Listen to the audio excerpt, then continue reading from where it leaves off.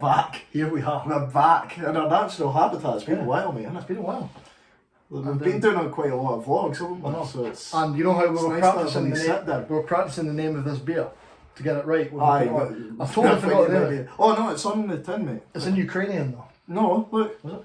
Oh, it's got phonetics and all that as well. Right, go on then. I'll show you guys. Look. You nail it, even though I'm the Eastern European. Chernigevsky. Available at Morrison's to support the Ukrainian humanitarian appeal. So what better to get it right up Vladimir Putin than to drink tins of beer? Yeah. All the best. We love you, Ukraine. We love you. But I'm sorry, we're going to have to be anyways on the 1st of June. Well, we're going to talk about that maybe second segment, but you've mentioned it now. So let's just jump right into it. Yeah, I think we should just go Let's just jump right into it. Get out of the way, you know. So, we've just been telling this story to my other half, Hannah, downstairs. Yep. Who we just revealed this plan to, but she was alright with it. I didn't get any sarcastic rolling of the eyes or anything. No. Not that she would ever do that to me. No. She loves me dearly. When I drop bombshells on, I go, by the way, this is what I'm doing. And yes, it involves football. Because it always involves football. Of course it does, mate. Or sometimes pro wrestling. Ah. Yeah. You're going to come up to Thursday. Maybe, well, I've never been invited, to be fair. Yeah. Come if you want.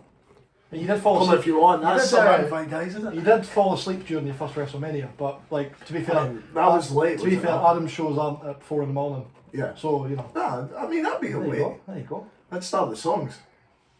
We didn't start the fire. I mean, you know Seven Nation Army, so you're fine. Aye, exactly. Happy days. Exactly. But I'll be in the Quincy. See? Natural. The message is spreading. This is just one take as well. The message is spreading south. The good word of I'll be in the Quincy is spreading south. So when's the next? 28th of May. It's actually on the same day as the Champions League final. And do you know what's not annoying? Annoying is the wrong word. I might miss the first half. So you're watching then? So I will be at the show watching Adam hopefully win a match. Not by disqualification this time. God, mate, this will be like the first. I know. First time, because what was that? The past two. This is what Champions League parties were at my house. Aye, that's what I'm saying. That's on my old flat. But obviously, COVID kind of put that. Well, mind you. Anyway, normally the Champions League finals at my place. Yours, yeah. But unfortunately this year it won't be. So I'm sorry. But next year. I didn't realise that. Next year. Oh well. Just means when we go to the pub or something. I'm sure Ross. So anyway, and I'll be keen. Anyway, so it's not like us to go off on a tangent, is it? No. So basically, the seeds of this Ukrainian-based idea came when initially we bought tickets for the original game. Yeah. Which was meant to be in April, wasn't it? Oh, the earlier this month. It was, mate. So obviously the whole situation in Ukraine meant that the game got postponed, and then subsequently Scotland's Nation League's game got postponed back, and now we're playing Ukraine in the Nations League. So now, to fit all this in, if we beat Ukraine in the semi-final at Hampden on a Wednesday, we are now playing, or Ukraine are playing Wales in Cardiff on the Sunday. And now we are planning, if we win against Ukraine, to go down to Cardiff. Not to get a ticket, because we already know it's going to be practically impossible to even pick up a spare down there. But we want to be down there for the atmosphere if we get through. Because how often does Scotland get anywhere close to qualifying for a World Cup? Never. Well, when was it the last time? 98. Yeah. So I was 4, you were 3. The last time Scotland won a World Cup. Just for reference, I'm 26, Dan's 28. Yeah, I am the elder statesman of the podcast. Yeah. But there's a wee story to this as well, guys, so it's going to be some...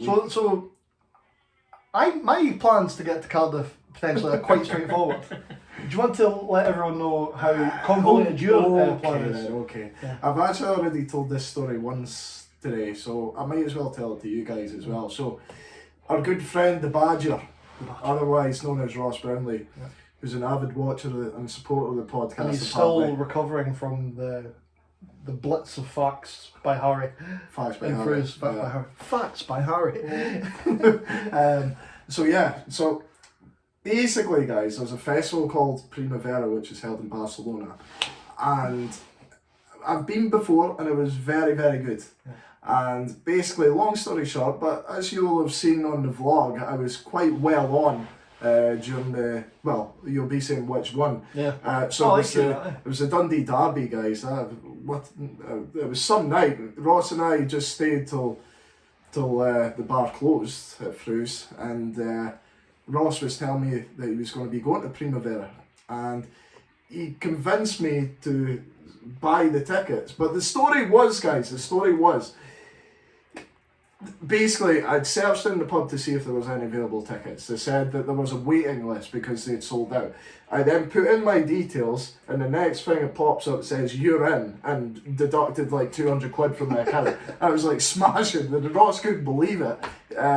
So anyway, this was all prior to the rescheduling of the game. Yeah, so we knew it was going to get obviously moved, but we didn't know when it was going to be. Yeah. Again, it was all speculation that it was going to be the Nation League slots, but again, we didn't know that for sure. And you definitely didn't know it when you're half cutting through. No, absolutely not. You didn't think, actually, let me check if that's potentially when the Scotland game will be, Ross, before we do this. So the game, guys, as you'll all know anyway, Wednesday the 1st of June, that's when it's obviously been rescheduled for Scotland-Ukraine. The festival itself starts on Thursday the 2nd of June, and it ends on the 4th, the Saturday. Yeah. So, basically, this is my plan, guys. If we win. No. So the Wednesday... Oh, sorry, yeah. Right. So the Wednesday, there's a squad of us going anyway. There's, about 10, 11 of us going. So I'm still going to go to the game, guys, right? I'll be going through to Glasgow, supporting the boys. Just got a team of the season on FIFA. You going to start playing FIFA again? Nah, I'm done with it, mate. Good. It's too much. Welcome. Welcome. It's a lot less stressful. So yeah, I'll be going to the game, guys, for the boys, support the boys, and so what I'm going to do is I'm going to stay over in Glasgow that night. I'm then away to jump on playing at Glasgow Prestwick. Not Preston. That would be a very bad move. It's a different country. Yeah. And then get through to Barcelona at 10 a.m. Yeah. I'm going to meet the Badger and his brother, the younger Badger. What's Callum? The younger Badger. See Badger Cub. Anyway. He was a begrudging Cub. Aye. And his good lady is going to be there also. So I'll be there Thursday, Friday, Saturday, and a big if we win on that Wednesday night. When? Confident. Come on, Dan. When we win, I will be flying from Barcelona on Sunday morning into Cardiff to meet my good man Dan here. And we're going to as soak of yet up the got atmosphere. an undetermined route down. Yeah. But I've already been told I'm not getting to drive to the airport. I have to get myself there. Shocking, eh? Oh. One minute. Can't live with them. Can't live without them. Exactly. So it'll probably be a plane I get down. And it might be mentally expensive because I can't book it until after Wednesday. But that's it. We're both in that position. But Scotland maybe going to a World Cup. You can't. If this was in like Finland, you're not going. But because it's Wales, because it's in the UK, you can't not go. No, that's what I'm saying. Be rude not to. You'd regret it if we were there. Obviously, if we won and we got through, it'd be great. But you'd regret not being in the city. Yeah. Even if you're not in the game. Even if you're not it's in the atmosphere. It's so accessible. It's the atmosphere. So if you want to. And that's a huge huge game. I don't know if there's. I've been to Cardiff once. Obviously, I forget. I've been to Cardiff once. I was in that stadium actually for a West Ham Cardiff game. It was amazing. I don't know if there's fountains in Cardiff, but if there is, I want to put fairy liquid in it. Fucking right. That's what you do when you go down south of Scotland. Just put it in the Normally sea. in London though. Fill up Cardiff Bay. It is digging. We'll go buy all the fairy liquid in Wales and fill up Cardiff Bay. I know you're hot, yes. Well, it's a very exciting week. That's going to be. What a week, man. So, come on, Scotland. Build it. I've got faith in the boys, you know that. Yeah. I've got faith absolutely. In Ukraine are no mugs, so they've got a good side there. Of course, and they showed that, you know. The only thing that we've well. got to maybe hope is that because a lot of the domestic players have obviously not been playing regular football because the season got suspended. Yeah. But what I know that from what I've heard, basically most of the local guys that will get called up play for like either Dynamo Kiev or Shakhtar Donetsk. I think they've been going around like various countries in Europe just playing friendlies. Right. To like keep their fitness up. Yeah. And then you've obviously got the foreign-based players, so like the ones that we know off the top of the head, obviously you've got Yarmolenko at West Ham, Zinchenko at City, and is it Mikolenko from Everton. So like obviously those guys are still playing football. Yeah. But that's the challenge that hopefully we can take advantage of at home. I mean, Scotland. We fancy our chances against anyone at home. Ukraine could have been. There could be no war. There could be no disruption, and I would still be expecting Scotland to beat Ukraine at home at Hampden. I think we fancy anyone at home, to be honest. It's that atmosphere. We're getting back to that time under like Walter Smith and Alec McLeish, where you think, France, Italy, Germany, whoever, we could beat them. One-off game. Exactly, and it is literally a one-off game. So I genuinely think we'll do it, Dan, but I don't want to sound over. I mean, what am I like though? I'm the most confident person there is, and Ross always says that all the time as well. But you know what you don't want to do? Don't want to sound English. No. I'm not going to say we're going to win the World Cup. We're going to do it. But we're going to win it all. But you know what? We might. It's coming in. And mate, what a fucking group we'll get, by the way, if we do get it America, England, and Iran. Yeah. You're not going to get a better chance than that. No, I mean, jumping ahead of ourselves again. No, I know. Cover this. Say we do get there. Aye. You've got to be looking at second place in that group. Oh, 100%. You've got to assume that England will win first the group. But Iran, a bit of an unknown quantity, but again, Scotland should be beating Iran. Yeah. I'm sorry, we should be beating Iran. But that's the kind of game we famously don't win when we do get to World Cups. Mm-hmm. And America are very good on paper, but barely qualified from North America. I don't know if you noticed, but they did very, very poorly in North American qualifying. And they're nowhere near guaranteed making it through. Canada totally bossed it. I don't know. See what happens when you don't play Scott Arfield? I was waiting for Scott Arfield there. They didn't even have Alfonso Davies for like the past I think 3 or 4 games. Really? Because he's had that long-term illness. Ah, right. He's not been. I think he's only just coming back recently from Bayern Munich, so he's not been available for Canada. So it's not just. And plus, as good as he is, it's the old cliche that Adam always had with Coleman for Ireland for the past 10 years. If your best player at the national level is your right back, that's great. You might get a few clean sheets, but he's not going to win you games. So that shows you from Canada, like the best players are attacking fullback, but he's not going to score you 10 goals in a qualifying campaign to get you through. So they're obviously a good team. No, I think definitely. Jonathan David, I think, is the man. But it's like Canada, you say, but obviously America, you've got Pulisic, amazing in patches. Gio Reyna's probably the big boy that you're looking out for at Dortmund, and you've obviously got guys like McKennie and Adams, who was playing for Leipzig last night. So that Dest as well, is it? Dest from Barcelona, right back. Shout out Adams and Red Bull Leipzig last night. Hopefully the same again next week. But that's also a game that's set up quite well. Let's be honest, for Rangers though. That was some goal from Angelino, wasn't it? Ping. Singer. Yeah. See that Chris Boyd on Sky Sports just kept calling him Alexandro. Couldn't get his name right. Fucking hell. Such a shame to see him upset. By the way, this beer's lovely. It's nice, eh? Yeah. It's very nice. It was like 13 quid for like 10 cans at Morrison's or something. Really? Yeah, it was right. That's lovely. Lovely done. It's like the same price as at Tenets, so. Happy days, mate. So, I mean, I think we've pretty much covered Scotland there, Dan. So that's something to look forward to in the future with Scotland. So we've gone to the future, let's go to the recent past. And you'd mentioned, which vlog were you a bit drunk at? So we've touched on the United Dundee game.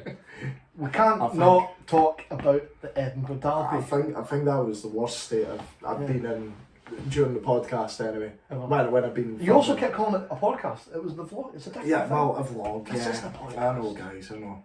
But I just want to apologise for my antics that day, guys. That was an absolute embarrassment. But I tell you, should have seen the stuff I cut out. Well, tell you something, George. You're a lucky man.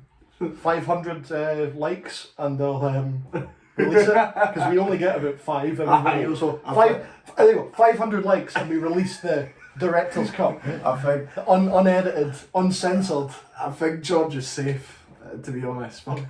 Change it. Spread. We need to see the XXX rated Hearts cut. But no, I think that was some day that, to be fair, it was very good. You know what? The problem is, guys, right? It was a 12:15 kickoff, and obviously we're from Dundee, so getting the train from Dundee through to Glasgow, we got the train at fucking 10 to 9 in the morning. There's Robbie all set with his fucking the made up alcohol fucking. Pre-can thing. Pre-mix thing. So it was like, like the big energy drinks that you get, like the 1.5 litre things. Well, Robbie's poured all these energy bottles out, and he's filled half of it with Southern Comfort and the other half with lemonade. And a fucking, this massive bottle. So if Robbie ran a pub, he would go skint very quickly. Aye. Just like that. Yeah. So he goes, Mark, there you are. I was like, what is it? Southern Comfort? I was like, fuck's sake. So here we go. I've not had anything to eat at all, by the way. Well, rookie error. Yeah. Yep. And you're old enough to know that. I know. But anyway, so we've all flew through that from Dundee to Glasgow. And so I got off the train, I'm steaming. And at like, what time was that? That was just after 10. Yeah. Like, that's... Would have been about half 10 by the time you got to Glasgow. I was going to be an absolutely messy day there on in. You know Did what a wee I mean? song about Schaumel, eh? I kind of ride the Pepsi Max. You should have stuck to the Pepsi Max. You would have been fine. What, with the Southern Comfort? Ah, yeah. Lemonade, that was it. That's what did you. It was the lemonade. But no, it was some day out, to be fair. I really enjoyed myself. It was a good day. And you made some friends? Obviously. Yeah. Can't go anywhere without making friends, you know? I know it was shite, right, but we can do it. I mean, it could still happen. Yeah. When have you got them? You got them on the 10th of May. Mm-hmm. We are going to that as well. Me, Andy and Angus. And Harry will obviously be there as well. But I might make an appearance. Yeah. Depending on ticket prices. Because the next night I'm at Tannadice for the United Celtic. £34 a ticket. Sums up the club, does it? Wow. Thieving, horrible, dirty, Arab, low life, Stinks. scummy bastards. So yeah, fuck them. I mean, you've summed it up there, you know what I mean? It's At least that's scandalous. At least you had a much better time than I did on the Sunday. Oh yes, of course. Yeah. Then. So, care to tell me about that day? We just then? got absolutely bullied. I mean, Rangers. I watched the game. Rangers have obviously, played but 120 minutes in midweek. I think yes. What an opportunity rubbing to your like, hands. yeah, this couldn't have gone better. Mhm. I mean, apart from if they'd knocked out and got up in 120 minutes, that would have been better. Mm. But they were riding a wave of confidence, They were. and Celtic were rested and all that. They're like, I know. They seemed like the team that did have the extra. It's like they were days just. on you. It's like they were just in the groove. They were like, They just had that energy just to go. and you know what? You know what? Derbies are like. Sometimes it's the team that wants it more wins it, and it's like like I said, Rangers kind of got in Celtic's face early, and a few of them didn't fancy it. No. And we didn't play well, but our quality got through a wee bit because despite not playing well, we managed to get a goal. Fair enough, it was a bit of a lucky goal with deflection. I was so happy it was Greg Taylor though, because you know me, I've been an advocate of him for a long time. Yeah. I've always thought he suffered from the Celtic fans by not being Kieran Tierney. I think even more so than Bolingoli did, because a lot of people it was much more of like a 50-50 split with Bolingoli before the COVID stuff. Obviously, in the second season, a lot of people give him a chance. You know, he's this, he's that. He's also another one I always thought that suffered from Lennon playing the wrong system. But anyway, that's a story I've told you about a million times with wing backs and things like that. Aye. But when Taylor came in, and he came in, I think it was, if I remember correctly, it was it might have been the same season that Bolingoli came in. I think it was on deadline. He came out as the backup left back. Bolingoli was first choice. And whenever he did play, it was like, oh, he's not good enough. He's not this. And obviously, Bolingoli fucked up the start of the COVID season when he went away to Spain for a jolly. Right. Apparently, from what I remember, I think he was trying to force through a move, and because he lost his place to Taylor by that point, if I remember correctly. Anyway, excuse me. He ended up going out on loan, didn't he? He went on loan to Istanbul. Is it Başakşehir? The orange and blue team. Right. The one that like the president owns, I'm sure. Like, pumps loads of money. They're a bit dodgy. But yeah, he went on loan to them last year, and he ended up on loan in Russia this year, but he got called back. So he'd be out the door in the summer. It's one of them. Anyway, so it was the last season was when he started playing sort of week in, week out, and then we'd got Laxalt in from Milan, and again wing back systems again. We'll get into that. So he's always kind of like got the odd run here and there, then maybe he's been replaced and he comes back in. He always got a lot of unfair stick, I thought. And this season, Ange was like, no, you're my guy. And I'm going to play you as an inverted fullback. And Taylor, I saw an interview of him recently again, he says, I used to play in midfield sometimes for Kilmarnock, so I'm used to playing inside. And I think he's been fantastic. Yeah. And one thing, even under Lennon when he was playing, he always played better than I thought people gave him credit for. Because he would always pop up with like assists here and there, like he would put ball. People used to say his crossing was rubbish, and I'm thinking, even watching Celtic, he put balls into the box. Like, fine, it's not his fault if people aren't getting on the end of stuff all the time. If he's putting the ball into the right area and people aren't scoring, then he can only set you up. I just thought he was a good, solid left back. And before he came to us, the best left backs in the league were Tierney, Barisic at Rangers, and then it was him at Kilmarnock, with third in the league. And so although that the game didn't end well, I was happy he got a moment like that. It probably endeared them to a few more fans, because there's some Celtic fans that's like, well, unless you do it against Rangers, then you're no Celtic quality and all that. And you have to maybe show it in a big game. So it was nice of him to get a moment like that. But even after that, it was about 5-10 minutes later, we got another scrappy chance. Carter Vickers nearly got his second derby goal in a row. He hit the bar from like 3 yards out. Yeah, and we were playing rubbish. We weren't playing well. No. But we made the chances. We took one, albeit fortunately, and then we missed one, which was unfortunate. So it probably evens out that we got 1-0 up. But I think if we'd got 2-0 up, we would have been able to see it out. We could have just sat in a bit more, because Rangers were the better team anyway. They were kind of on top of us a bit more. But we had that 10-minute spell and nearly scored twice. Because everyone has like that 5-10 minute spell in the game, usually, no matter how dominant their team is. But it's about taking advantage of it when you're on top. But we just we lost a goal quite. I think it was maybe about 5-10 minutes after that chance. We missed near Beaton that day as well, because he's that guy. I've said this before. Beaton, what I love about him is that if he's not starting, he's a perfect guy to come off the bench if you just need to see a game out. It's another player. Every good club needs a player like that. Just come on for the last 15-20 minutes and just get a foot on the ball. Right, lads, let's calm this down. I'm going to even come on and just foul a few people and take a yellow, take pressure off. Let's just get the ball out wide or whatever. Let's stand on it. I'll just calm it down. I don't know if he was injured that day or if he was suspended, but whatever he was, we missed him. And Rangers just worked their way back into the game. I think it was Arfield got the equaliser, slagged him off, but it was a good goal he scored. But again, our goal was fortunate because of the deflection. It was a bit fortunate because it hit off a defender and he hit it in. But it's football, it happens. And we get to extra time, and then I'm thinking, right, we've been crap, but surely we've got the legs on them in extra time. Surely they'll start to tire because they haven't played another 120 minutes. But what happened was Taylor then had to go off injured. We'd already had to take Juranovic off because he didn't, so Ralston had come on. We then were forced to put Ralston at left back and then put Stephen Welsh, who's a big, strong centre half, at right back. And Rangers just correctly took advantage of it. It was Forrest as well, wasn't Forrest, who's not on the pitch, but he's allergic to the halfway line. He never trapped back in his puff. And then the goal ends up coming from, I think it was Bassey and Kent going down the left-hand side. He's absolutely, both quick players. Even if Welsh is fresh, he's a big centre half. That's no his game. That's some natural possessions as well, and they just they did the job and they got the win. So that's what. To be honest, when I saw what was happening, I was like, the writing's on the wall here. We're only going to win this on penalties now if we can sneak it. But it's football, it happens. But we're going to win the big one on Sunday, because if Celtic win on Sunday, we will be 9 points clear, with 9 points left to play for. And we will have superior goal difference to Rangers, we will have superior head-to-head difference to Rangers, and we will have a superior goals scored and all that. So literally the only way that we could lose the league if we win on Sunday is if we lose every single game and Rangers win all the remaining games by like 4 or 5 goals each time. So it's as good as done if we win it on Sunday. So it's a big, and that's like Parkhead as well, isn't it? So that's my Celtic-ness summed up. What about you with Dundee? Tell us about don't think we've got enough time for that. Tell us about our main man, Mr. Rooney. What a prick.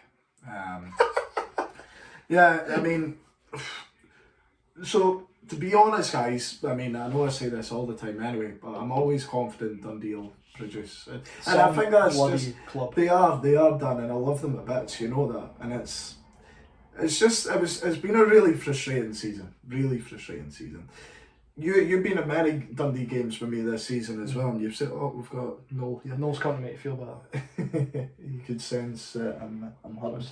But yeah, so I mean, it's been a frustrating season because we've played some good stuff. Stop doing the chair. And we've not taken advantage of when we've been on top in games, as you've said. Right, I'm going to put him out. Bad cat. Yes, go away. Yeah, we've not taken advantage when we're on top, you know. And like I said, that's bad enough doing that in one game. But that's it's losing a been game. consistent. You do that in 20 games. You know, that's been the difference compared to. Also, a team at top. I hate to say it, but with United, because obviously they went on a really good run at the start of the season when they were just picking up those 1-0. They got points on the board, but they were picking up those 1-0. Remember, and that's the difference. Like keeping that team quiet, but when you get a chance and you take it. And like when you looked at it, they didn't really have a lot of chances in games, but they took that chance and managed to not concede. So they gave themselves a great chance. I know I'm talking about Dundee, but I'm just trying to compare it, because Tam Coates is like secretly Italian. Because we win 1-0, we go to the Zocchi's after the game. It's coming to Rome. It's coming to Rome. But no, it's been a really frustrating season, and even on the game on Saturday, I mean, that just really did sum it up. And how often this season have I said to you, I know this, and you know exactly what I'm going to say, but as a professional club, right, as a professional team, the least they should be is fucking fit, right? They should be fit as fuck. Okay, granted, the understandability might differ, obviously, compared to, like Hearts, Hibs. Hibs? No, but Hibs, you know what I mean? And obviously Celtic Rangers. I mean, I understand that they're not, the quality of player is not going to be as good as these clubs. You need to be as fit as them. But you need to be as fit as them. That's, I mean, what are they getting paid for, really? And again, Saturday was perfect in showing that they are lacking major fitness. Like, there is a serious lack of it, mate. The first 20 minutes, Dundee were phenomenal against St Johnstone on Saturday. Run out of puff quickly. Exactly. Mate, they were absolutely class. Max Anderson was brilliant for the first 20 minutes. We've been singing his praises for a long time. He will stay at us, but I think like he's different class. He is very good. Like he's full of energy, but the problem is he's having to do all the running for Adam and Burn can move about, but Burn's more of a sitter that will just put in the pattern and he's good on the ball. But I don't have said it on here, he reminds me of a young Stuart Armstrong. Max Anderson. No, Ross was saying that as well. He's got the ability to go far. I would say so, mate. I mean, I hope that he just keeps on progressing well though, because I want to see him get a really good move, of course, but I want to see him do it for Dundee as well, and get as much out of him as we can. And get a good fee for him. Exactly. And I thought he was different class on Saturday. McMullen ended up getting an injury as well. Like just after 20 minutes or so, you could see that he was limping about. He just seemed fucked as well. A lot of the players just looked shattered after that first 20 minutes. And as you said, but Dundee could have had like 2 or 3 in that 20-minute period. But again, comes down to taking the chances, mate, And don't get me wrong, I would say that overall we were the better team in the first half. Second half, it was all St Johnstone. And I actually predicted this before we actually went into the game. I said to Andy and Angus, what will happen here is we'll score or whatever, and then we'll sit in. Rather than going to the second goal. But because they're fucked. Aye. You know what I mean? No choice. And mate, it's happened so much, especially like the second half of the season. I've noticed the Rangers game recently was one of them. Like I've noticed them just sitting in. I think I don't even. Obviously, a big part of that will obviously be tactics as well. They're being coached, and fuck knows who the actual coach is. Because I doubt it's McGee. Well, if McGee's anything to go by, what was it he said when he came in? We're not going to win a lot of games. I mean, that's instantly suggests that he's not got any belief in them. So maybe if you do, and probably in his eyes, sneak a goal and go 1-0 up, he thinks you guys aren't good enough to play the ball about and keep possession, go and get a second goal. Exactly. If you score, defend for your fucking life. Exactly. That seems to be what the tactic is. Literally just get the bus out. I think that's exactly what it is, mate. If, like you say, if you have a sniff of a lead and you've got it, just do everything you can to hold. If you can't hold it, we'll take a draw. Aye. What attitude's that though? You know what I mean? It really is. Especially when really, you go in 1-0 up at half time and they come into the change room, right, good lads. And they just look at the tactics board and then Matt McGee's just written Fisher's tools on it. Aye. You guys know what to do. Like this. Dundee folk will get that. Yeah. No, but it's just been really frustrating. It's like I say, second half, St Johnstone deserved to score. They did. They did have a few chances. I'm not going to lie, and then like you say, it had to be this cunt, didn't it? Really, but still love you though. no, I don't. You do. I don't you love do. him. No, you do. No, you don't mean that. No. He's just emotional, Sean. He is. No, fuck off. I mean, if you come at Dundee, I wouldn't mind, but I wasn't happy, Sean. I wasn't happy. And after all he's done for you. Exactly. I made you who you are today. Don't forget that. And sorry, there we go. I mean, I literally made that. Yeah. But again, you could say like, what the fuck is the keeper doing again? What's the goalie doing, Tom? No, but it was horrendous, and he's cost us a lot of the games as well. Obviously, that goal against United, where we could have won that game. I mean, that's an absolute howler. That first goal to concede, and that one against St Johnstone as well. It's really, really poor keeping. He comes off his line when he shouldn't, and he stays on his line when he should. But he does it all the time from crosses. Every single cross, he doesn't want to come bottles for it.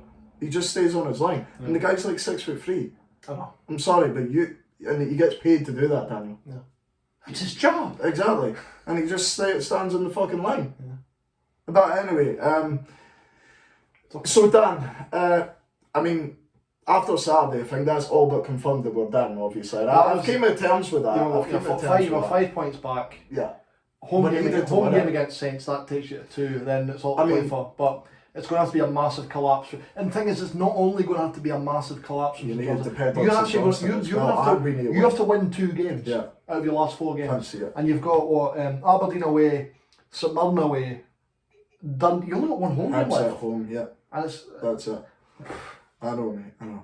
Yeah, it's not looking good, man. No. It's not been looking good for a long time. I mean, no, but like I say, I've accepted that we're done. And to be honest, I think it's needed. Like I think for the shit show that this season's been. Yeah, because I mean, you see at the start of the season, really, they should have got experienced coaching. Yeah. But not even just that. They needed to really think about the whole setup of Dundee. I still maintain that your squad at the start of the season, and even now, is better than bottom of the league. But especially at the start of the season. I mean, I know that there's all the jokes obviously about Griffiths and Cummings, but again, you just think if they've, I'd say more so Cummings, because I was telling you even before you signed Griffiths, I was telling you in the first episode of this podcast that Griffiths was done. Yeah. And you were right. For once, I was right. You were right. Now playing for a team called the Bairns. Wasn't anyway. Yeah, it wasn't good, was it? Anyway, but yeah, Cummings is. I saw a thing on Reddit about him. I thought it was quite apt.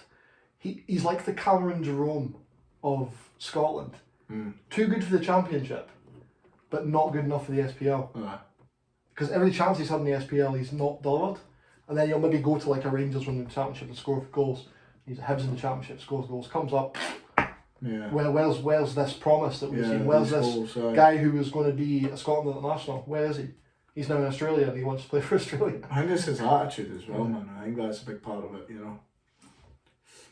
But it's been a very, very disappointing season. Because even last year, I remember the fans weren't happy with McPick, and then he ended up getting up through the playoffs, and he did well. But so I'm always one that says, right, give managers time and all that.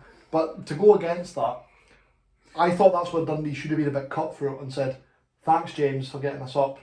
Good player for us. You've done very well. But we need to go somewhere else if we're going to stay in this league. We need to go in a different direction.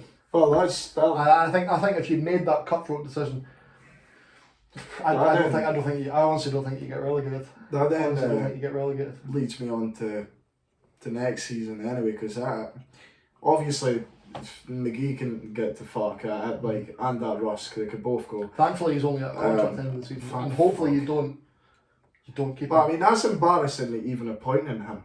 Yeah. Because all they've done is just listen to the mate Gordon Strachan. Exactly. That's all they've done. Jobs for the boys. And he's even fucking said it as well when he first joined. Yeah. like you say, of course, Gordon helped with this, because he's shite. Everyone knows he was finished, like, for ages. And even like when he's went from that club in England, the last team that he managed in England, Rusk was the manager. He was the assistant. But like, it's embarrassing. Yeah. It is. And I'm sorry. It is a joke just the way they were being run just now. Yeah. It really is. But at least you don't see him naked. But thank fuck. I think no one needed to see that. He can put his heater on now. Aye. And eat something. Stuff. Although you probably do alright for a while. We've seen him ordering his tip top at half time. But no, to be honest, I just hope this is a big lesson for the board in general, to be like, right, we need to get a fucking finger out here and actually look at the way that we're actually being run. Because I know that they're investing a lot in the youth and that just now, which is amazing. That's what we need to do, because obviously got the new facilities and that. At Care Park, and that's amazing. That, and we could see there's obviously some gems coming through now, but hopefully that's you need that sustained. You need that conveyor belt of talent. That's what you need. Like that's great, but I think that we need to focus on the first team as well, though, majorly, because obviously the coaches are the big one. We need more scouts there as well, because I believe that we've not really got any scouts at all. That's mental. Like, that's for mental. being a club like Dundee anyway, like that's embarrassing. It really is. There needs to be more investment and an outlay as to how the club's run overall.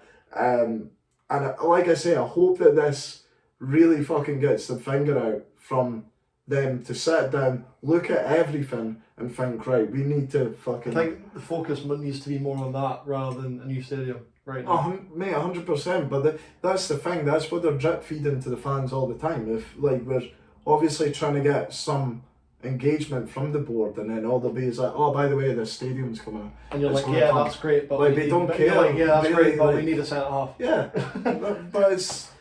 but anyway, I just hope next season, because there's obviously been that rumour, but I don't know how true it is, but Jack Ross coming in next season, which would be a great appointment, especially for the Championship as well. Yeah. You're hoping he's going to be like a McInnes or a Nielsen and try and bring a club back up. Aye, and he came through at Dundee as well. Like he's a Dundee fan apparently. Oh. So hopefully make the call. I think that would be a great appointment. Oh, of course it would. It'd be a coup for Dundee. Yeah, and I think it would be a very good appointment. It's very much like you say, like McInnes going to Kelly. Or Nielsen going back to Hearts to take it's...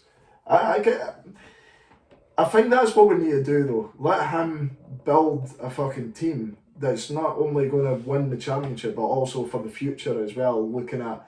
We're not just signing players at Championship level, we've got to look at... No. That's what Kelly did. That's what Kelly did. They went down and they spent Premier League money to really back themselves, and fair enough that they got there in the end. Unlucky Arbroath, by the way. I know. But they might still they're playing tonight. Are they playing tonight? Aye, I don't know who they're playing. Are they guaranteed second? I think they must be. Have we looked at? I think they must be, because obviously then they'll play the winner of third v fourth. Let's get the champion. That's it there, mate. See if you got. See it on the right. They're winning. They're beating Morton 1-0 at Gayfield. They're guaranteed second. Yeah, this is the last game of fixtures. So they'll play the winner of Inverness versus either Partick Thistle or Wraith Rovers. It looks like Partick Thistle, because Rovers are going to have to score another 6 goals in the second half against Kilmarnock, although they're winning 1-0. Wow. Wraith would have to win by another 6 goals. Or if they scored another 3, well, mind you, Partick Thistle are getting beat 2-0. So there we go, live update from when we're recording this, you can timestamp this. So it's half time in these fixtures. So if Ayr United score another 3 goals, and that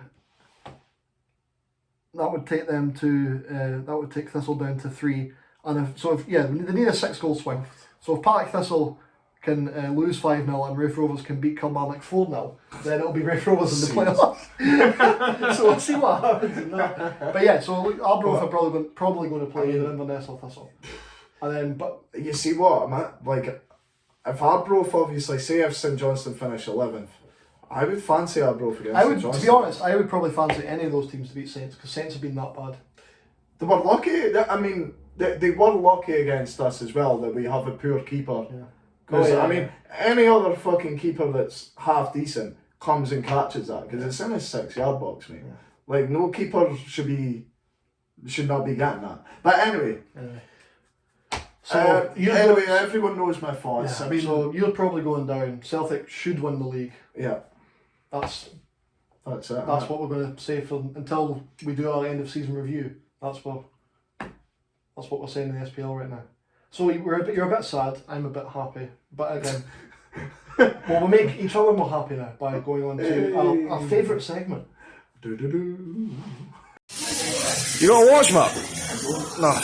I know someone that does it. There's a watch. Time for the ball of the week. Yay! And we're back. We're back. That was a wee while ago now, that insert, because we'd stocked up on a few of them for like future pods. So that was the Dundee Hibs game. It was, mate. We're in that pub beside the train station. It Which was a very nice pub actually. It was actually. It was a nice wee pub. That was what station was it? It was Waverley, wasn't it? Yeah. Just it goes downstairs. That on the was corner, wasn't it? that was after the potential goal of the season from Paul McMullen. So it's been amazing this season. Dan, do you want to come to a Dundee away game? Yeah. Get beat. You missed the only one that Do you did win. remember who I put on first goal scorer that night? McMullen. Paul McMullen, yeah, but didn't count because it was no goal. Remember I put on like Spartan Dream. Or something like that, wasn't it? Yeah, something Spartan like Warrior or something like that. something like that, yeah. And it romped him. fucking won. Romped him. I was like, Dan, I need to put it on. And the evening had peaked at that point. Sadly. I'm just going to move it slightly. It's slightly off. There we go. There we go. Right. So, baller of the week. Baller of the week. So, you're still humming and hawing a bit. I know who I'm putting in. No, I know. And I'm putting him in. He features in my team of the season as well. Oh, is And if that he's right? not in your team of the season, there's something wrong. Right. It is big CCV Cameron Carter-Vickers. Uh-huh. A man who I actually heard for the first time speak recently, and his voice doesn't match his body. It's a squeaky. It's a bit squeaky. Is Considering he's a big American French freezer of a man from Southend-on-Sea. I knew he was English, obviously, yeah. but he sounds like a man about 10 stone lighter than he actually is. He's like building fucking side of the house. What a player, by the way. Yeah. The least Celtic should be doing in the summer is getting his option to buy for $6 million, and even if he's like, look, I've got better offers elsewhere, we should be like, we're buying you, and then we'll sell you. Do a Jack Hendry, buy him, same with Jota, buy him, sell him for a profit. So we'll see if that happens in the summer, but what a player he's been this season for Celtic, and especially recently. I mean, away at Rangers a few weeks ago at Ibrox, not only did he score the winner, he was man of the match. He just does what all good centre halves in my view do: eats headers, like Shav did for Cubs. You know, boys like that. Callum Lee, Callum Ross. Over the years, if you good centre half, basic things you do: eating headers, stopping everything that comes into the box, and he's chopped up with a few goals this season as well. So, and he's just been consistently amazing. So yeah. Baller of the week, first option, because we're trying to fill up this team a wee bit. Yeah, we're getting there though, aren't we? So he's in at centre half. So you've got the task of either a 10, a winger, or a striker.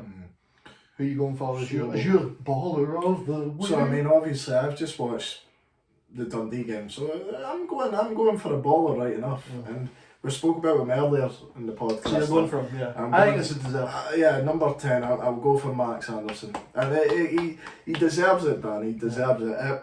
Future star. I think, yeah. We'll give him a future star. Yeah, give him we're slagging off FIFA. FIFA. We're slagging off FIFA earlier, but we still like the cards. The cards are still cool. Yeah, and you know what? I really hope that he kicks on next season for us, because I thought in the that was his breakthrough season when we got promoted there from the Championship, and I thought he was very good. Yeah, and like I said, but I think I'm not going to beat around the bush, but I think another season in the Championship will be the will worst take. So how long have you got him for? You got him another year, 2 years? At least I think maybe at least 2 years. What you want is, if assuming you do go down, build the team around him next season. 100%. I mean, you play like a flat three in midfield kind of right now, don't you? Yeah. if you do change to like a 4-2-3-1, the perfect balance, I think he needs to be your 10, or at least if he's playing in the 2, he needs to be the further forward of the 2. Aye. And if you play a flat 3, I think he needs to be the one who's getting up and supporting the striker. Because he's a ball carrier, he's a dribbler. He can do. You saw it against St Johnstone. He went past a few guys and set up Marshall. Another one of you, guy that me and you quite like for Dundee. Yeah, really good player. Another player I think who's got a bit of an unfair stick from Dundee fans, from what I've heard. I think he's one of your better players. They question him defensively, but I don't think he's that bad defensively, to be honest. I just think that they've not. He's definitely not the biggest problem with your defence. Nah, definitely not. But that's what I'm saying. It's just a lack of coaching anyway. But Anderson, yeah. But yeah, so I'm just going. I think Max Anderson.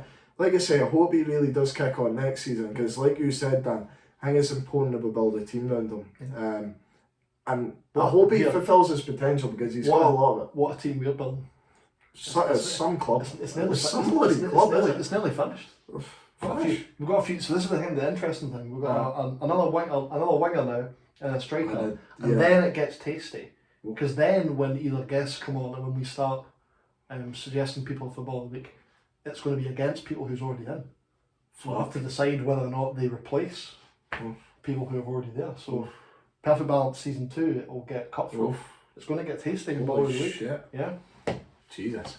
Wonder what guests we're going to get on as well, Dan. Anyone that'll come on. By the way, I don't think you've shown you it yet. I will show you after we've recorded today. I told you about it though. Scottish Wrestling Network. We mentioned Albion De Quincy earlier on.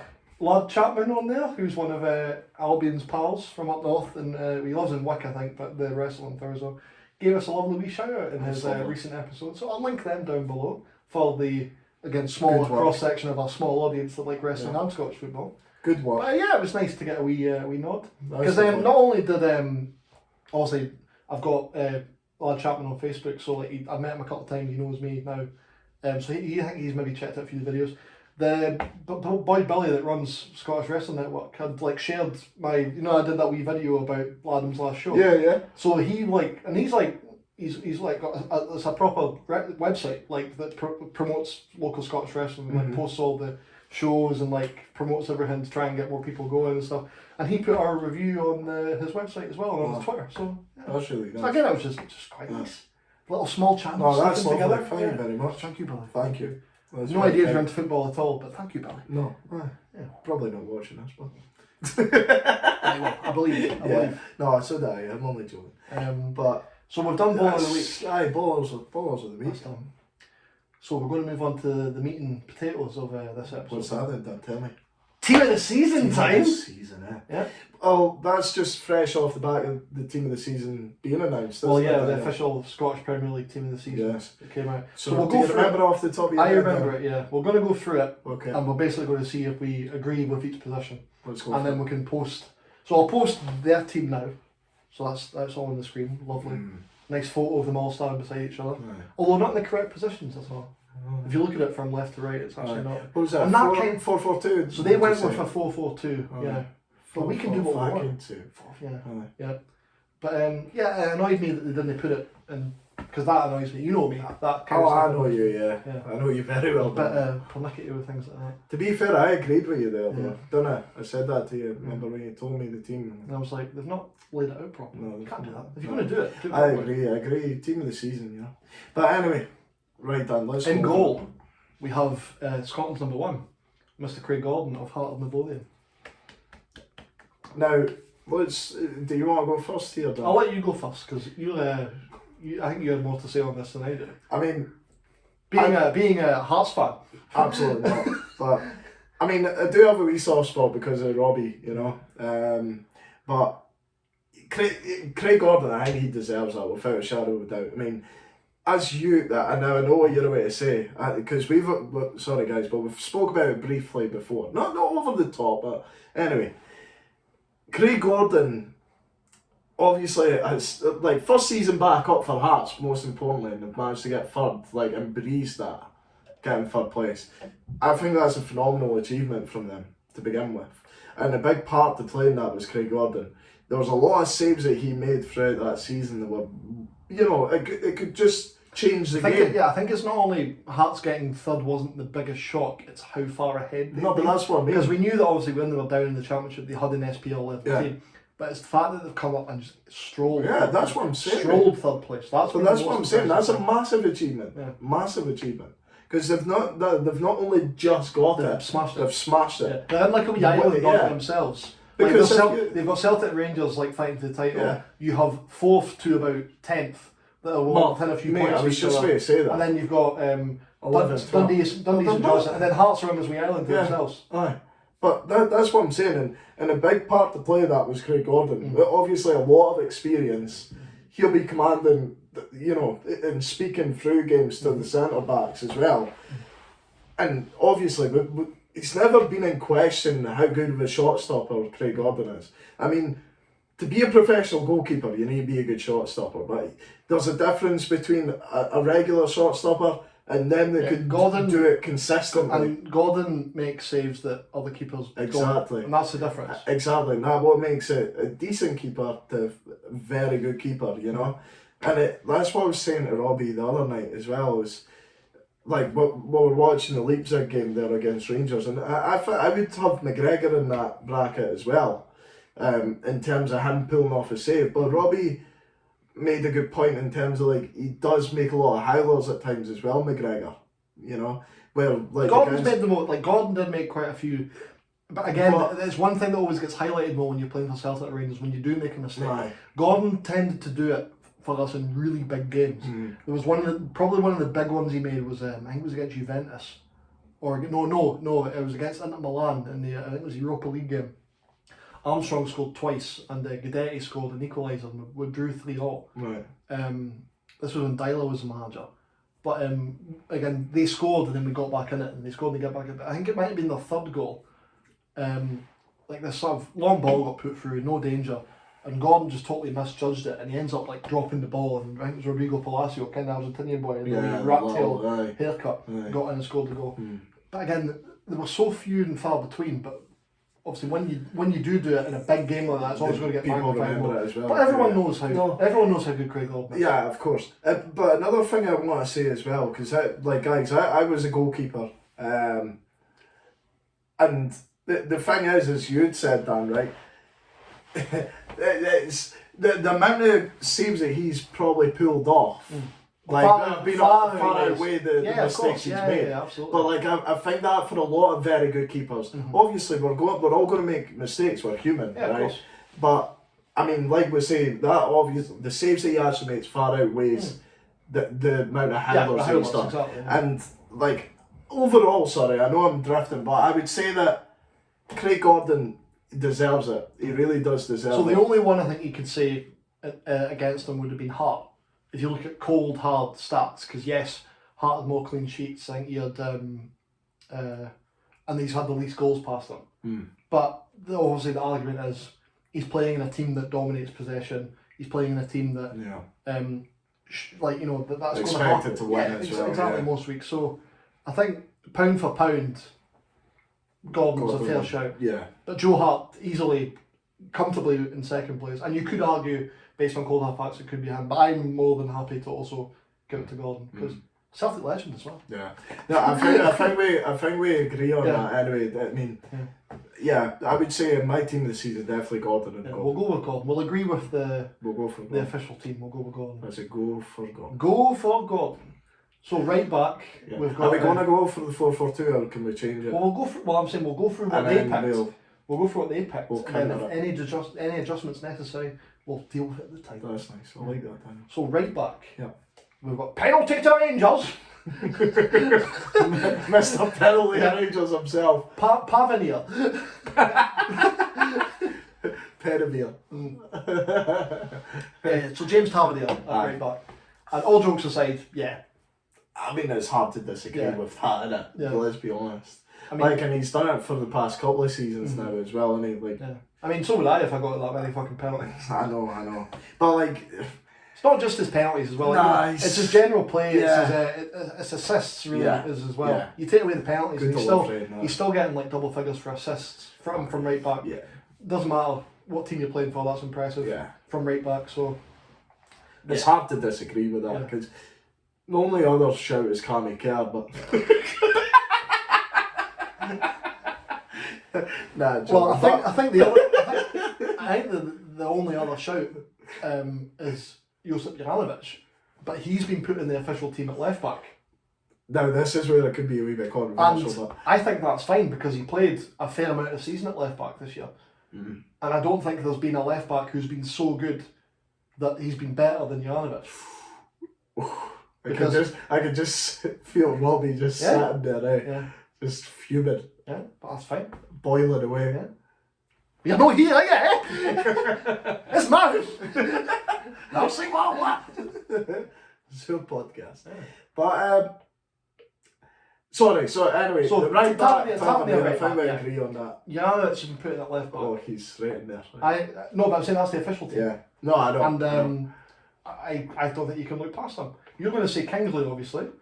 I would say so, mate. The season that he's had has been phenomenal, and he's scored. Look, I know primarily as a defender that is not your job to score goals, but did you see that goal in the fucking? Oh, yeah. Not in the league, mate. Doesn't matter. Nah, but regardless, he scored a lot of goals in the league as well. Like So for he's been and assists. Penalties. But like it's been moments of real class. To be Juranovic it's more his defensive work. I think he's been fucking amazing at. He just covers ground so well. Don't like him. You don't like him? Good. You're not meant to. Not a fan. Not a fan. No. What do you think of Juranovic? Wee rat. We rat. Aye. Why? Yeah, I just remember watching the Dundee game, and he was when we were playing at Parkhead, and he kept on like winding up the players, but not winding them up, but just being a prick. Yeah. You know what I mean? Not like he's having a laugh, but he's just like being an outright prick. A Croatian Scot. Yeah, I'm just like, fuck off. You know what I mean? I don't like that shit. No need to be a cunt when you're playing. He's in like there. that. He's in there. In there. But no, I'll go for Kingsley at left back. Staunch. And I'm staunch. I can't wait for The Sash Bash. The Sash Bash, you know what he said. That's brilliant. Had to get that. Yeah, I'd tell you. I'm Del staunch. But, I think, I get where you're coming from, because I understand he is a solid player, and he's came in, like, what, halfway through the season or so? Juranovic. No, he's played the whole season. Has he? Yeah. Are you sure? Yeah. Yeah. What? I thought he came in, like, later on. No. It was Hatate, Iraguchi and Maeda. Oh, O'Reilly right, yeah. Juranovic is one of our first signings. Right, fair do. From LA also. Fair do. Yeah. But He started at right back, and then Taylor got injured. So then he moved. He actually made his debut at left back away at Rangers actually. I remember that actually. And Ralston, who was probably third place for right back, which is meant because like they're kind of turning into like Lustig and Matthews for Celtic like 10 years ago. It was like maybe one of them was out of form, and one of them was injured, and one of them suspended, so they just put the other one in. And they're not so different that it's a massive difference, if you know what I mean. Because the weird thing about Juranovic is he doesn't actually get as many assists as what you might think he is.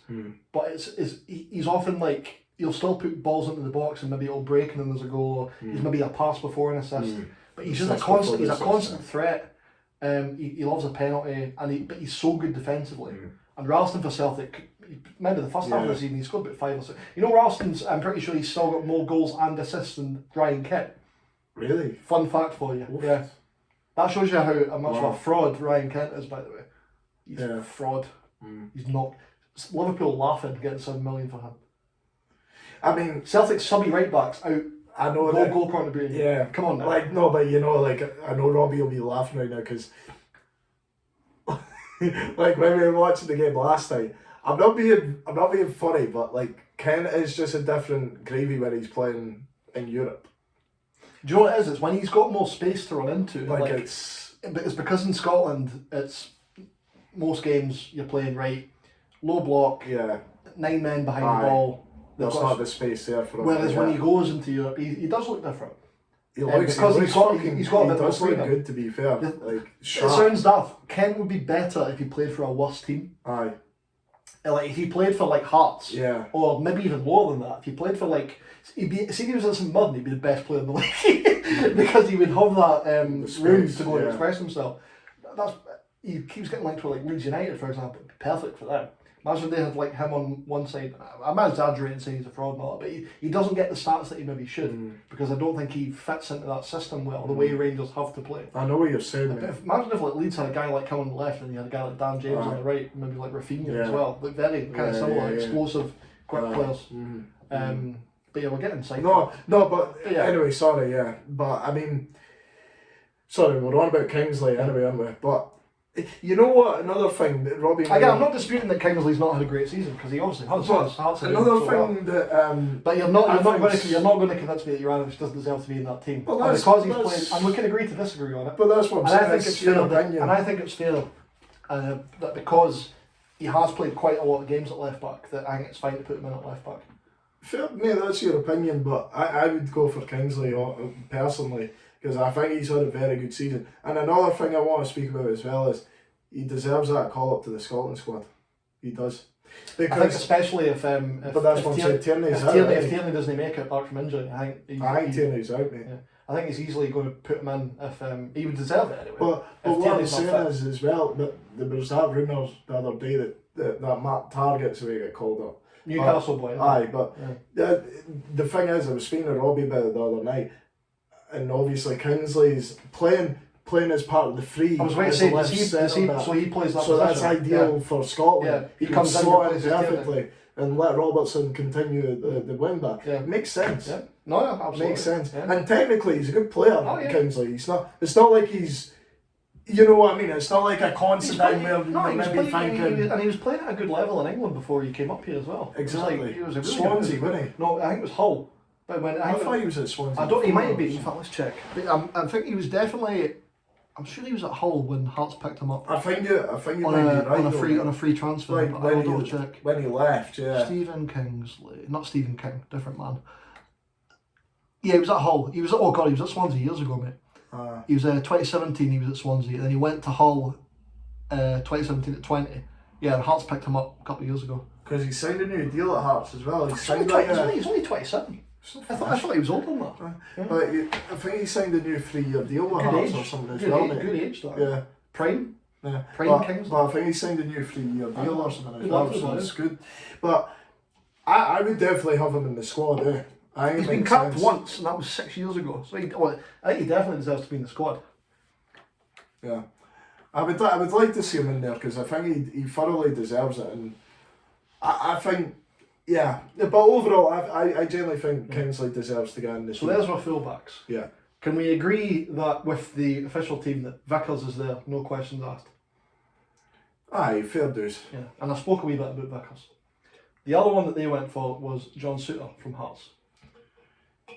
Well, we all know he's a good player. Yeah. We all know he's very good. Technically, he's very good. Which is why he's got his move to Rangers as well. But... The thing that we were speaking about, the big, the writing on the wall is that it being so injury prone, And that he's only played really half a season because he got injured again. But I mean, he was very good. He was very good. And as we know, Hearts are by far the best of the rest. But again, he was important in getting those points in games for Hearts as well, because he wouldn't just obviously be very good defensively, but his assists. Even goals, like from centre back, because he's one of those players that will step out. You know what I mean? Because you don't get a lot of centre backs that like to step out and try to play, but he's one of these boys that can do that no problem. Because he could kind of play that defensive mid if he wanted to as well, and probably centre mid. You know what I mean? He could easily. Technically, he's very good. I would say. I would generally probably have Souttar in there. I think he's a very good centre back. I think if you're not putting Souttar in, the people you've got to be looking at are Starfelt, because again, for much as he gets slagged off, he's a lot better than people give him credit for. Especially in a lot of Celtic, even better than a lot of Celtic fans believe a lot of the media talk about. Remember the League Cup final, Michael Stewart was laying them all the time. It's like you owed him money or something. So you're looking at guys like him because again he's part of that defence that looks like they're going to win the league. Or if not him, you're looking at Goldson. Or I'm going to throw a name out there, Charlie Mulgrew. And a bastard. I mean, he has been. To be fair, they've obviously probably one of the main reasons United are as high up the league as they are. Yeah, To be fair, He's chipped in with the odd free kick. But like I was saying, He's shown a bit of leadership. But like I was saying earlier on as well, there was obviously a lot of games at the start of the season. United were winning 1-0s and that, keeping that, clean sheet. Yeah. He's probably got a lot to do with that as well. And obviously when he's put, obviously I don't watch United, but when I played, I've hardly watched United at all this season. but when we've played in the derby and that, you could see that he does have an influence. From what and I have seen, he obviously chipped in with the technical quality as well, the free kick and that against Dundee. I was across apparently, according to Mark McGee. Nah, it was a goal, man. Of course it was. It was a goal, but I mean it was a shot. Yeah. It was Yeah, obviously deliberately a shot, but I'm not saying that was brilliant. I'm not. I'm honest, Dan. I'm an honest man. But yeah, I get what you're saying. But nah, I think I would put Mulgrew above Goldson and Starfelt. I think if it's not Suter, it would be Mulgrew. because the thing For what he's contributed, for that for United's position in the league, I would put him above Starfelt and Goldson. No, I know what you're saying. But I'm quite happy to put in. Suter. But for the sake of variety, I'll put Mulgrew in mine. I'll go for it. I'll go with Chico. That, yeah. I'll go with Chico. I'm sorry, Because I still love you. I'm not a United player in that team. So you're going with I'll Suter. go with Suter, yeah. Right. So that's what back fours. So moving into the midfield, they had Callum McGregor. You can't argue with that. Enough said. Yeah, he's in, yeah. We all know how much I love Callum McGregor. I love him as well. We all know how much of a freak the man is. He now just plays with a mask. I'm not convinced he needs it anymore. I think he's like, this is my thing now. But I love him just with the Scotland. He's brilliant for Scotland as well. Like he's just, like you say, he's just so consistent. Like you never see him have a bad game. Minimum 7 out of 10 every week. You never see him have a bad Minimum game. 7 out of 10. The fiend of the opera, as he is now. And Ross was saying that the other day as well, when he was raving about McGregor, wasn't he? Yeah. And If Ross Brownlee says you're good. Then you're a baller. Exactly. Yeah, let's be honest. Pop it. But I think, yeah, I mean that there's no doubt that he's in team of the season. So they had the midfield three. Charlie Adam. No. Didn't they quite make the cut, mate? Their second midfielder was another Celtic player that I don't personally agree with, but I'll go back to... in fact I'll tackle it now. They're Tom Rogic. I love Tom Rogic, but over the season he's not been good enough in my opinion to get into that team of the season. Now they had like a midfield three of McGregor, Rogic and another player that we'll talk about in a minute. And so it's like a 4-3-3 or a 4-4-2, depending on how you lay it out. For my team, I'm changing it. I'm making it a diamond. Ooh. So McGregor's going at the base of the diamond. The player that we're going to talk about in... What's it, 4-1-2-1-2? Aye, yeah. Like FIFA 12, FIFA 13, Right, that was the days of that. Yeah. That's like Chelsea system. Yeah, isn't it? Ancelotti. Wow, like you had Kaká, Seedorf, Gattuso, Pirlo. Crespo and Shevchenko, what a team. Yeah, exactly. So I'm going to have McGregor at my base. And I'm going to agree with one of the wingers. I'm going to put another of the midfielders in the hole that we're going to talk about in a minute. But I'm going to take Rogic out because I don't think over the season he's been consistently good enough to be in team of the season. And Rogic is very good in purple patches, I find. But what do I always say to you about him? If he's not good in the first 10 minutes of a game, You could get him off. Yeah. Just get him off because that that happened at Hampden. He was man of the match at Ibrox, arguably, apart from Vickers. From Celtic going forward, Rogic was unbelievable. At Hampden, after 5 minutes, I'm like, might as well haul him off. You just know he's not going to have a good game. I've been watching the boy for nearly 10 years. I know if he's going to play well or not. You can usually tell in his first couple of touches if he fancies it or not. Yeah. So for me, no, I'd put another Celtic man in who I think has been fucking fantastic this season, especially considering how young the kid is. I'm putting him on the right wing and I'm putting Leo Bada in there. Because I think the kid has been outstanding. He only turned 20 about during the season this year. He's come from a different country into a massive team in a massive season for us to try and bounce back after losing the 10. He's got the pressure of replacing James Forrest. Celtic haven't had another right winger for like 10 years. James Forrest has been that winger for the last 10 years. Yeah. And he's come in, so it's big shoes to fill. And the kid's so young absolutely as well, smashed it. And there's been times when he's maybe come out the team for a few weeks because he's maybe a bit jaded or he's maybe like not playing well. So I'll just take him out for a wee bit and then put him back in. And whenever he comes back in, he's great. And he's scored over double figures and I think goals and assists over double figures for like a 19, 20-year-old coming into a new league with big expectations on his shoulders. I think he's done fantastic. No, He's played left, right. He's played up front. He filled in when we had that striker crisis in sort of New Year time.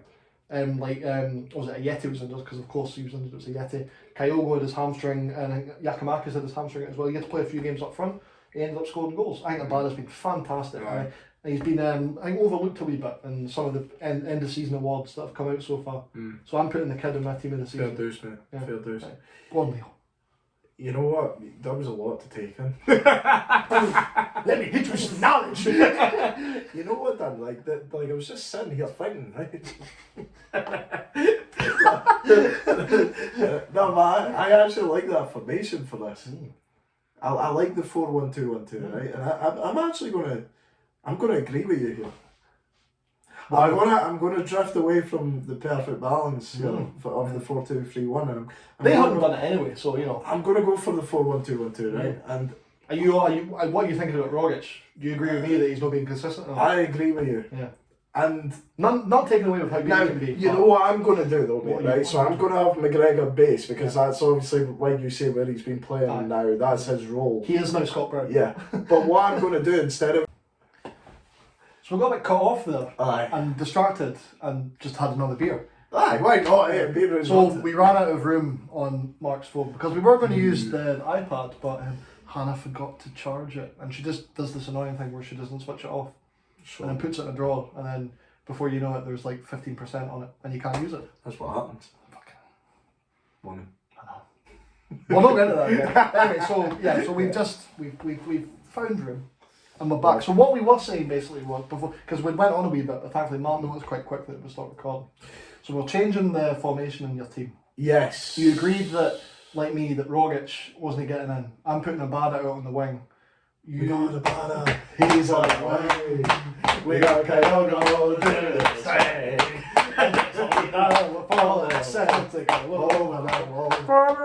Sorry, it's too rude not to do that. So Abada's in, the Aye. wee man's in. Aye. You're also dropping Rogic, I think fairly, because let's say I just don't think you've been consistent enough throughout the whole season. But who am I Again, he's putting a in? purple patch boy. You're putting in probably Rangers' answer to Mr. Tom Rogic and the sort Joe of kind Aribo. of player he is, Joe Aribo. I mean, like you said, I mean, before we rudely got cut off, but he is just one of these players who makes the game look easy. He's a Rolls Royce, isn't he? Like he just, but he is kind of like a Rogic. He doesn't but run. far. He doesn't run. He glides. Yeah, but he's like you're a Rangers equivalent of a Rogic, but he's got so much energy about him. You know what I mean? He just floats, as you're saying. Well, glides, but like he's a floater and he glides, and it's just. You've been a big fan of him for a long time. I really do like him. But as I Lee really Boyer am. says, he'd be better staying at Charlton. Yeah, definitely. Because as we know, Charlton have won league titles and they're in finals of cups and they're in semi-finals of European Championships. Exactly, yeah. Yeah. Because League One is better than the SPL apparently. It's this fucking English media mentality, innit? Talk sport. Yeah. All that pish. Fuck them, eh? Yeah. And that cunt, what's his name again? The boy that used to own Palace. No, the boy that played Jamie O'Hara and all that crew. You know what I mean? Just wanks. Well, average Premier League players. That's what I'm saying. Who never made it as a footballer, so they have to go and do talk shows like that. So, aye, good riddance. There's a reason guys like him are doing that, and then you've got guys like Roy Keane and Micah Richards who are on Sky Sports. Yeah, exactly. Like, exactly. Yeah. Yeah. Who are you going to trust people's opinions on Aye, football? exactly, mate, exactly.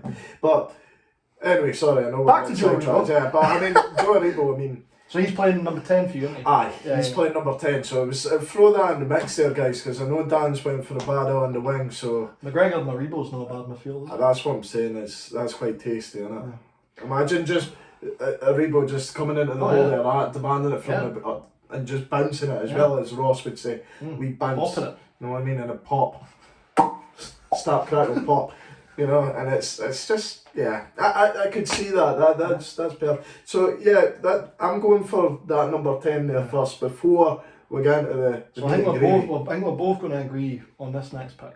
Okay. So you're going to have him on one of your wings. I'm fitting him into my team. No, he's not on one of my wings. Well, no, I'm saying He's this in next the player. hole. This next player. Oh, right. I'm putting him in the hole to fit him in. Okay. But the guy's good. He plays sort of either middle or either side for his team. Well, I'm pretty sure he has this season anyway. I'm putting Regan Charles Cook in. Yeah, you can't. Top scorer in the league for Ross County, By the way. predominantly as a winger. I know. But I'm sure in Some this effort. team he could do a job as a number 10. Yeah. And Abada's played centrally, so even if you wanted to, you could play Abada as a number 10 and play Regan on the right. Just interchanging. Yeah, exactly. Flow. But I mean, you can.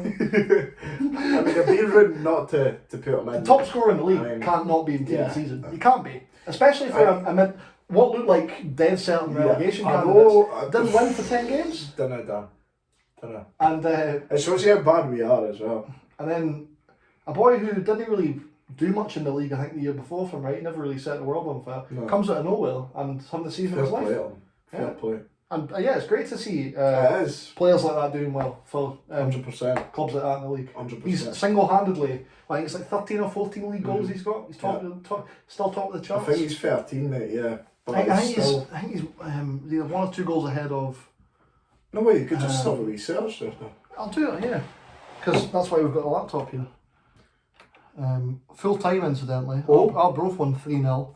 Fucking hell. Inverness won 4-0. Roof Rovers and Killygold. So it's confirmed that we've got Inverness v Partick Thistle, and the winners of that play Arbroath in the Championship playoffs. But in terms of the SPL, let's get the top goal scorers up. Because I'm pretty sure, I don't think he's been scoring as much recently, and the gap's closed a bit, but okay, we'll give the boy a break, eh? So he's still 2 goals clear, so he's got 13 goals. Morelos is 11 goals, and Bruce Anderson. Number 9, 2 goal, number 9, Bruce Anderson. That was another lovely Dundee away game we went to this year, yeah. And what was that? there you go, there's my man, Abada, on 10 league goals. What was it? It starts at all the lights, remember? When they scored. It's like, woo, woo, all of the lights. I can't remember. You know the Rihanna song? Right, okay. Yeah. Like I just always, like it's just stuck in my head rent free, you know. Fucking, I still have nightmares of Bruce Anderson. At least the pre-match meal was good though. Oh, it was decent, wasn't it? It was decent. By the way, pre-match tomorrow will be decent, man. Oh. We can maybe touch on we'll that at save the that end. later. Yeah, Touch on that at the end. But yeah, so I mean, I agree. So he's going on the Charles left for Cook you needs to- in your team. Yeah. But he's going to slot in either on the right or number 10, depending on whether you want to fit in Abada and Cook for me. So we've got 3 spaces left. Now, next one that the SPL came up with, and I totally agree with, is Jota. João Jota. Or João Philippe. João Jota, whatever you want to call him, Jota. The best Jota in Britain. Mm-hmm. Yeah. Clearly. Yeah. What's Diogo Jota done this season? True, aye. What's he won? What could he potentially win? Ball back. Exactly. Yeah. I know. Again, Jota's been outstanding. Not just in them. I know obviously it's more for the league this thing, but yeah. He was one of the few players I thought that got a pass mark in Europe for Celtic this year. Remember we watched the Ferenc Varos away game. He was brilliant in that. He scored a goal. He was just running them ragged. Remember him against fucking Dundee as well. Yeah. Just Dens. fucking nightmares. Twice we played you at Dens this year, and he's had him on toast both times. Yeah, I mean it's not hard, but I know he is different class. Yeah. He is. Yeah. So you know what? I'm just going to interrupt here. So sorry, Dan, but yes. So Charles Cook is in my team, but what I'm going to do is I'm going to play Charles Cook on the right, and I'm going to have Jota on the left. Cool, yeah. And I can do that as well. Yeah. I've got a Bada 10, you've got a Rebo 10, Marega 10. So for argument's sake, we can just say that. Swap them like that. So we're agreeing with Jota. Yeah, definitely. I think he's different class for that league. So we're going to our 2 strikers. I think we'll agree on that as well. The 2 that the SPL have came up with, first of all, we'll go with Morelos. Again, looking at the stats there, he's joint with Bruce Anderson. So it's an argument that Bruce Anderson could sneak in there. Where's Tony Watt? Joint 4th Yeah. with Christian Ramirez and Liam Boyce. But I think not only for Morelos, obviously he's so important to how Rangers play. Yeah.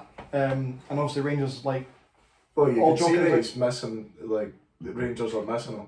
I think especially in Europe, they missed him obviously last night. because they had no outball last night. Scott Wright was trying his best, but he's not. No, He's not. He's not going to do anything against big beefy Bundesliga players who are just going to eat him. And Exactly. he was like the sort of new Kenny Miller, just go out there and try and run it out and stretch them a wee bit. But I think his stats. Dundee legend, Scott Wright. Aye, true. Have a wee look at Morelos' stats in the Europa League, because I think it's been sensational to be He's fair. one of the. He's annoyingly, I think, getting not a million miles away from. Because you know that Henrik Larsson's still got the record for the most number of goals in the UEFA Cup, Europa course League, he has. what it is, yeah. I think it's like him and Falcao are up there. Oh, Falcao. Yeah, he'll fucking loved that as well, Falcao, didn't he? Europa League all-time top scorer. Also, Yep, still Henrik Larsson. did you not see recently with Falcao, what was it? He's just... Oh, no, it's not Falcao, it's Hulk. Hulk, yeah. Do you remember Hulk? So, what was it again I seen? Right, so here we go. This is interesting. So, if you include the qualifying rounds and the UEFA Cup and Europa... Now, I personally, I don't like it when a lot of these stats don't include the qualifying rounds, because it's part of the fucking competition. Yeah, of course. So, number one is Henrik Larsson, who scored goals in the Europa League / UEFA Cup for Feyenoord, Celtic and Helsingborg. 37. Sorry, no, that was the UEFA Cup. If you include the Europa League as well, I think it must have been with Helsingborg when he went there. It would have been changed to the Europa League.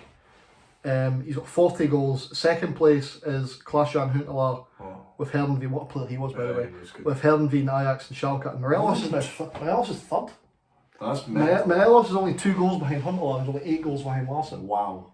So He's actually scored more than Falcao. there you go. Wow. But that's because, again, Falcao didn't play in the qualifiers because he was playing for Porto and Atletico Madrid. But still. Yeah, that's what I mean. He's still got... That's the thing. Teams the size of Celtic, Rangers, Feyenoord, Herdenveen, all that, we've got to go and play those qualifiers, and you've got to go through. Yeah. And how do you go through? You score fucking goals. So fair play to the boy. So he's like kind of missed the Europa League. I know that obviously this is more for the league, but you can't ignore how important he's been because for obviously for a long league's time. one thing, but like he's taken it to that new level. Absolutely. as So he's well, shown so it that he can. So I think you've got to mention that. I think not only for the fact that he's the top goal scoring striker in the league, Aye. with that extra. Well, technically he's got the same goals as Anderson, but he's got 3 more assists. I think for the fact that he's done it in Europe again this season, and it's probably one of the main reasons that Rangers have got as far as they have. You have to give it to Morelos 100%. because he's been doing it at that consistently high level for 3-4 years, I think, since Rangers got promoted. So, Mate, I agree. Yeah. And I think we know who the other one's going to be. Anyway. again, you could maybe argue that he's not played as much football as other players, maybe than Bruce Anderson. But again, you can't ignore what an impact he's had on the league. And he had his first start since Ingram's Boxing Day last weekend against Ross County, and he scored Kyogo Furuhashi. I don't think he for the impact he's had on the league, for probably the main reason that the resurgence of Celtic has happened so quickly, because he came in and it was like, wow. Yeah. It was instant, wasn't it? Was it a hat-trick on his debut against Dundee, and league debut against Dundee, I think it was. I know, but like, and he kicked on from there until he kind of fell apart. Because he was one of those boys, he played a full season in Japan, he comes to Celtic, he keeps going, and with the intensity he keeps playing, you can't keep doing that forever. But he's come back and he's just kind of... He's class. He looked a bit off it against Rangers because he clearly wasn't fit, but even a week more training up at... and then he's up at Ross County and he starts, and he could have had a hat-trick in the first half, and he's only going to get better again. And imagine what he's going to be like when he gets a rest and a full pre-season under his belt in the summer. Next season he's going to be... I think Kyogo's, because he's obviously been out for 3 months, he's sitting on 9 league goals, and he's got a few in Europe in the Cups as well, so I can't remember how much he's on for the season, but again, I think for the impact he's had on the league, and it's still think how far behind Rangers Celtic, like it was 25 points. He's one of the main reasons that we are where we are now, and he won the cup final for us basically on his own against Hibs. So we're both going for Kyogo. Anything you want to add? I don't think anyone could really disagree with that. I mean, it'd be interesting to see what you guys think. So I'll put them side by side. Put them side by side. Screens. And we've already seen the main team. So you know what, Dan? Right? People need to start fucking commenting. I know. You know what I mean? We got a few comments from the Dundee derby. Do you know what? I've got a beam about it. How come when I'm not in a video and it's just him, tends to get more views? What was saying? Said your hands on me. I think that's what it is. I think it's just the half of the perfect, you know. Is it, I'm the balance. Nah, not at all, Dan. Not at all. You make the goal. I just sit in the You're my corner main man. in my darkened You're my room. main man. and edit this. It's not the same without you, Dan. It's not. But we would like to see some comments, wouldn't we, Dan? And we said it on the Facebook the other day. We've got over 200 followers on Facebook, but we've only got 80 subscribers. It's not right, you know. It's not just alright. Click the button. It's not hard. Oh, I mean, they're watching it anyway. All they need to do is just go bank. You know what I mean? And that's it. Stop being lazy. Yeah. You know. Lazy bastards. Like James Forrest tracking back. But no, it's. I don't think you can disagree with that. It's. And Especially those front two. I mean, and we've got slight differences to the official team, but I think we can all agree. Any one of those three teams, you couldn't really say that that's well off it. I think the players that were thrown into the mix as well are justified to even. I thought the get main that team was more or less on the money, but if your team was announced as the team, I'd be like, yeah, I can see why they picked that team, and I think you'd probably be able to say the same. No, I get you. You'd be like, yeah, I get that. I get you. So yeah. But also one thing that we need to mention before we go, remember, forfeit. Forfeit tomorrow. What we're doing? We'll do a wee video. We've mentioned it now. Now that we've mentioned it, I think we'll have to do. Okay then. You're twisting my arm. Yeah. And what day it's going to be, by the way. So it's the last day of the regular season. So let's get the stats up again, just so we know. So what we do know is we know that Forfar are guaranteed playoff football. First and foremost, that was the important thing. No, I don't want English League 2. I want the proper League 2. There we go. So Mark, Forfar, and I'll put this up on the screen so people can see. Who's tomorrow? Stenhouse sitting on 59 points, right? Playing Steny, who are on the beach. They screwed up last week, so they're kind of out of the playoffs. Edinburgh are in guaranteed locked for fourth. So Forfar play Steny tomorrow at home. It's still a very important game, isn't it? Of course it is. They need to win that. A win seals them second place. Yeah. And that means that you get your second leg of the playoff against Annan Athletic. And we know that we're playing Annan Athletic. So a win tomorrow against Steny guarantees your second leg at home. That's what you want. But if they slip up, it opens the door for Annan, who I think are playing Kelty. But I will double check this. They are. They've got Kelty Hearts at home.